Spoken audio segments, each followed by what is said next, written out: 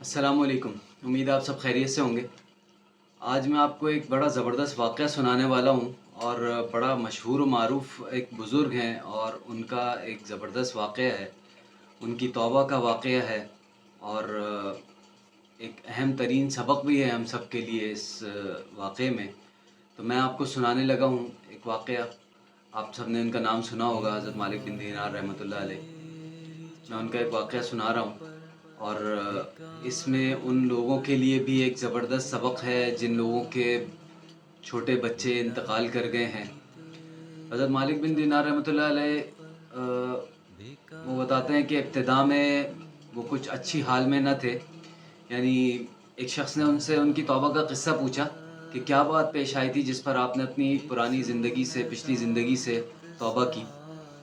तो वो कहने लगे कि मैं एक सिपाही था और शराब का बहुत शौकीन था और बहुत ज़्यादा आदी था शराब का और हर वक़्त ही शराब में मस्त मगन रहता था, मुनहमिक रहता था। तो वो बता रहे थे कि उन्होंने एक बांदी ख़रीदी जो बहुत ही खूबसूरत थी। काफ़ी पुराना वाक़या है, उस वक़्त ये बांदियों की ख़रीदो-फ़रोख्त होती थी, ग़ुलामों की और बांदियों की। ये उस वक़्त का वाक़या है। तो उन्होंने बताया कि एक उन्होंने बांदी ख़रीदी थी जो बहुत ही खूबसूरत थी और उससे उनसे बड़ा उनसे ताल्लुक़ था उसको और हज़रत मालिक बिन दीनार रहमतुल्लाह अलैह का उनसे बहुत ज़्यादा गहरा ताल्लुक़ था। तो उनसे एक बेटी पैदा हुई हज़रत मालिक बिन दीनार की, जो कि वो बेटी जो है वो हज़रत मालिक बिन दीनार को बहुत पसंद थी और वो बहुत उससे मोहब्बत करते थे और वो भी बहुत मानूस थी, हो गई थी उनसे। यहाँ तक कि वो यानी कि घुटनों चलने लगी और फिर वो पैरों से थोड़ा-थोड़ा सा चलने लगी। तो उस वक़्त हज़रत मालिक बिन दीनार फरमा रहे हैं कि मुझे उससे और ज़्यादा मोहब्बत हो गई। वो हर वक़्त उनके पास रहती थी और लेकिन उसकी एक आदत थी कि जब हज़रत मालिक बिन दीनार रहमतुल्लाह अलैह जब भी वो फरमाए थे कि जब मैं शराब पीने लगता या ग्लास में होता, तो वो उसकी आदत क्या थी कि वो हाथ से मेरे वो गिलास छीनती और मेरे कपड़ों पर फेंक देती थी। तो मोहब्बत इतनी ज़्यादा थी कि हज़रत मालिक बिन दीनार उनको डाँटते नहीं थे। जब वो 2 बरस की तकरीबन हो गई, तो अल्लाह ने उसको अपने पास बुला लिया, उसका इंतकाल हो गया। तो हज़रत मालिक बिन दीनार फरमाते हैं कि इस सदमे से मेरे दिल में बड़ा ज़ख़्म हो गया, मतलब बड़ा उदास हो गया, बड़ा उदास रहने लगा। तो एक दिन कह रहे हैं कि 15 शाबान की रात थी, मैं शराब में मस्त था, इशा की नमाज़ भी नहीं पढ़ी थी, इसी हाल में सो गया। तो मैंने ख्वाब में देखा कि हशर का मैदान कायम हो गया है और लोग कब्र से निकल रहे हैं और मैं भी उन लोगों में शामिल हूँ जो मैदान हशर की तरफ जा रहे हैं सब। तो मैंने अपने पीछे कुछ आहट महसूस की। मैंने मुड़कर देखा तो एक बहुत बड़ा काला अज़दहा मेरे पीछे दौड़ा हुआ आ रहा है। उसकी बड़ी-बड़ी आँखें थी खौफ़नाक किस्म की, मुँह खुला हुआ था और वो बेतहाशा मेरी तरफ दौड़ा हुआ आ रहा है। मैं उसकी तरफ से घबरा कर खौफ़ज़दा हो गया और ज़ोर-ज़ोर से भागने लगा और वो मेरे पीछे और तेज़ भागने लगा। फिर जब भागते-भागते मेरी नज़र एक सामने एक बुज़ुर्ग खड़े हुए थे, उन पर पड़ी एक मेरी नज़र। तो वो बूढ़े से ज़ईफ़ से बुज़ुर्ग थे, बड़ा नफ़ीस सा लिबास पहना हुआ था। तो हज़रत मालिक बिन दीनार कहते हैं कि मैंने उनसे कहा कि मेरी मदद कीजिए अल्लाह के वास्ते। तो वो कहने लगे कि बेटा मैं बहुत ज़ईफ़ हूँ और ये अज़दहा बहुत मतलब बड़ा है और बहुत ताकतवर है, तो ये मेरे बस का नहीं है, मेरे काबू का नहीं है। तू आगे भागता चला जा, शायद कोई और ऐसी चीज़ मिल जाए जो तुझे इससे निजात दिला सके। तो हज़रत मालिक बिन दीनार फरमा रहे हैं कि मैं बेतहाशा भागा जा रहा था कि मुझे एक पहाड़ी सी नज़र आई, एक टीला सा नज़र आया। मैं उस पर चढ़ गया, मगर वहाँ चढ़ते ही मुझे मालूम हुआ कि वो उसके उस पार जो है वो जहन्नुम का गड़ा है और उसकी जो दहशतनाक और उसके आग के लपटे उसमें से उठ रहे हैं। और इन सब हालात के देखने के बावजूद उस साँप की इतनी दहशत मुझ पर सवार थी और ऐसी तरह वो भागा चला आ रहा था मेरे पीछे कि बिल्कुल करीब था कि मैं उसमें गिर जाता। कि इतने में मुझे ज़ोरदार आवाज़ आई कि कोई कह रहा था कि पीछे हट, तू इन लोगों में से नहीं है, यानी जहन्नुमियों में से नहीं है। और फिर मैं वहाँ से फिर कर दूसरी तरफ दौड़ा और वो साँप भी फिर मेरी तरफ दौड़ा। तो फिर वो बड़े मियाँ फिर रास्ते में नज़र आए जो एक नफ़ीस सा लिबास पहने हुए खड़े हुए थे। تو میں نے ان سے پھر درخواست کی کہ مجھے اس ازدہے سے بچا لیجئے کسی طرح سے۔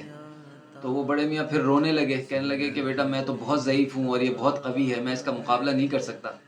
البتہ ہاں، سامنے ایک دوسری پہاڑی ہے، اس پر چڑھ جا، اس میں مسلمانوں کی کچھ امانتیں ہیں، کچھ امانتیں رکھی ہوئی ہیں، ممکن ہے کہ تیری بھی کوئی ایسی امانت، کوئی چیز ایسی رکھی ہو جس کی مدد سے تو اس ازدہے سے بچ سکے۔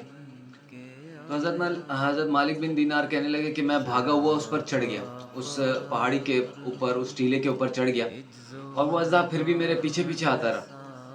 اور وہاں میں نے دیکھا کہ ایک گول پہاڑ ہے، اس میں بہت سی کھڑکیاں لگی ہوئی ہیں اور اس پر پردے لٹکے ہوئے ہیں، ہر کھڑکی کے 2 دروازے ہیں، وہ بھی سونے کے، اور جن پر بڑے موتی، یاقوت اور یہ سب چیزیں جڑی ہوئی ہیں بڑی اچھی، اور ان کے دروازوں پر ایک ریشم کا پردہ لٹکا ہوا ہے۔ تو کہتے ہیں کہ جب میں اس پر چڑھنے لگا تو فرشتوں نے آواز دی کہ دروازے کھول دو اور پردے اٹھا دو اور باہر نکل آؤ، شاید اس پریشان حال کی کوئی امانت تم میں سے ایسی ہو جو اس وقت اس کو اس مصیبت سے نجات دلا سکے۔ تو اس کی آواز سنتے ہی ایک دم دروازے کھل گئے اور پردے اٹھ گئے، اور اس میں سے بہت پیارے پیارے چاند جیسی صورت کے بچے نکل کر آنے لگے، لیکن میں انتہائی پریشان تھا، اور وہ سانپ قریب تھا کہ بالکل میرے پاس ہی آ گیا تھا تقریباً۔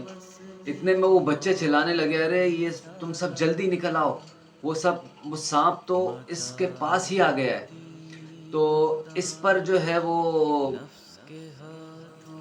ہے وہ بچوں کی فوجیں نکلنے لگی وہاں سے، اور اسی میں ایک دم سے میری نگاہ اپنی 2 سالہ بچی پر پڑ گئی، اور وہ مجھے دیکھتے ہی رونے لگی اور کہنے لگی اللہ کی قسم یہ تو میرے ابا ہیں، اور یہ کہتے ہی وہ تیر کی طرح کود کر ان کی گود میں چڑھ گئی اور اپنے بائیں ہاتھ کو میرے داہنے ہاتھ کی طرف بڑھایا۔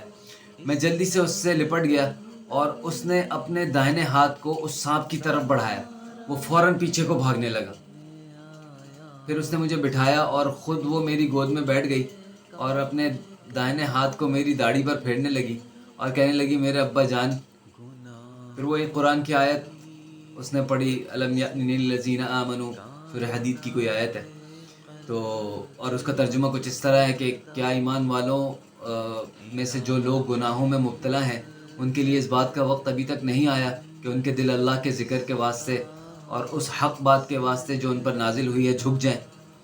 اس کی یہ بات سن کر حضرت مالک بن دینار کہتے ہیں کہ میں رونے لگا، اور میں نے پوچھا کیا بیٹی تم سب قرآن شریف کو جانتی ہو؟ وہ کہنے لگی کہ ہم سب قرآن شریف کو تم سب سے زیادہ جانتے ہیں۔ میں نے پوچھا بیٹی یہ سانپ کیا بلا تھی جو میرے پیچھے لگ گئی تھی؟